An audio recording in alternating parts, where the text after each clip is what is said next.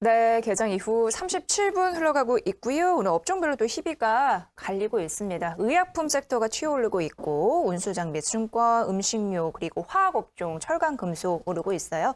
그런데 전기전자 섹터가 가장 많이 빠지고 있는 게 지수가 주춤할 수 있는 하나의 원인이 되고 있는 상황이네요. 건설업 빠지고 있고 은행, 전기가스 업종을 중심으로 하락하고 있다는 점도 말씀드리도록 하겠습니다.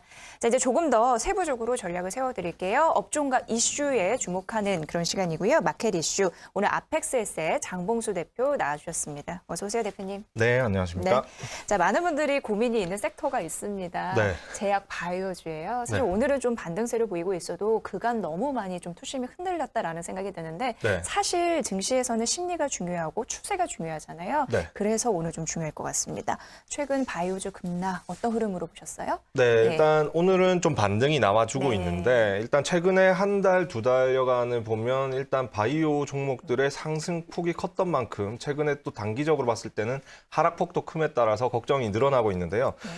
일단 어제만 놓고 봤을 때 바이오 종목들의 그리고 바이오나 제약 너나 할 것 없이 이제 함께 하락폭을 좀 키우는 모습을 보여줬기 때문에 큰 공포심을 느끼게 했던 하루인데 바이오의 대표 종목이라고 할 수 있는 신라젠이 약 10% 가까이 하락을 했고 바이로메드 또한 약 5% 그리고 바이오시밀러의 대표 종목 두 가지 종목 삼성바이오로직스와 셀트리온도 6% 정도 하락을 하고 전통 제약주인 한미약품과 종근당도 4% 이상 하락을 하는 모습을 보였습니다.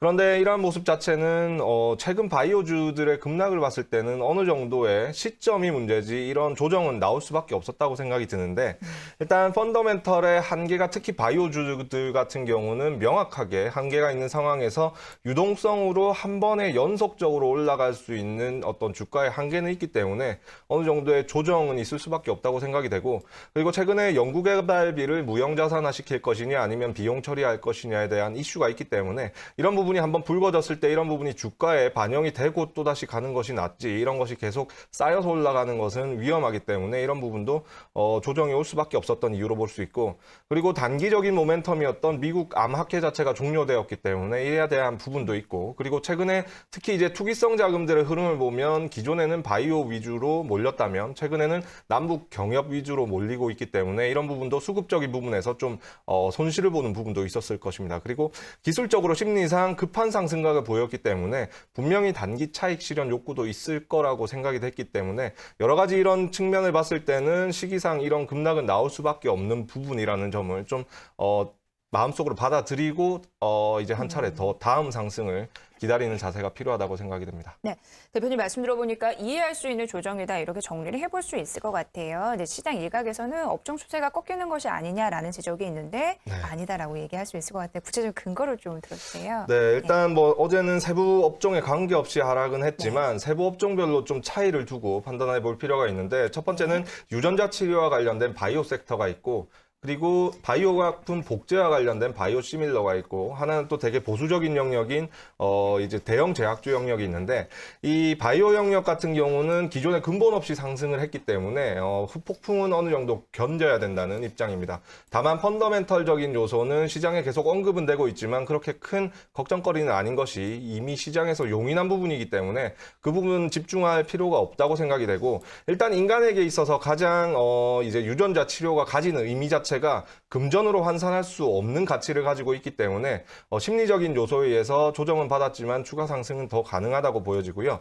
두 번째 바이오시밀러 같은 경우는 아직까지 꽃도 펴보지 않은 업종이라고 저는 개인적으로 생각하는데 예전에도 한번 말씀드렸지만 반도체 업종과 매우 유사한 특성을 가지고 있는데 대규모 자본 투입을 통해서 규모의 경제를 실현한 이후에 이제 세계적인 바이오시밀러 기업들끼리 가격 치킨 게임이 있을 수밖에 없을 것이고 그 이후에 주도권을 잡은 업체가 승승장구할 텐데 결국 이런 부분이 아직까지 겉으로 전혀 드러나지 않은 부분이기 때문에 앞으로 더 추가적인 어떤 모멘텀이 장착이 될 수밖에 없다고 생각이 되고 셀트리온과 삼성바이오로직스 두 회사가 대표적으로 있는데 일단 다양한 바이오시밀러를 생산할 수 있는 라인업이 있는 삼성바이오로직스를 훨씬 저는 좀 좀 긍정적으로 생각하고 생산 시설 자체가 세계 최대 규모라는 점도 매우 강점이라고 생각이 됩니다. 네. 일단 대형 제약주로 또 넘어오게 되면 이 부분은 시작은 미약하지만 끝은 창대할 수 있는 업종이라 생각이 되는데 세부적인 이 세 가지 업종 중에서 가장 실적에 기반하고 있기 때문에 그렇게 생각이 되고 구조를 보게 되면 합성의약품 영역으로 인해서 캐시카우 영역이 있고 그리고 생산시설 확보를 통해서 안정적인 공급을 할 수 있는 인프라가 구축되어 있는 상황에서 신약 개발을 통해서 미래 성장성을 보유하고 있기 때문에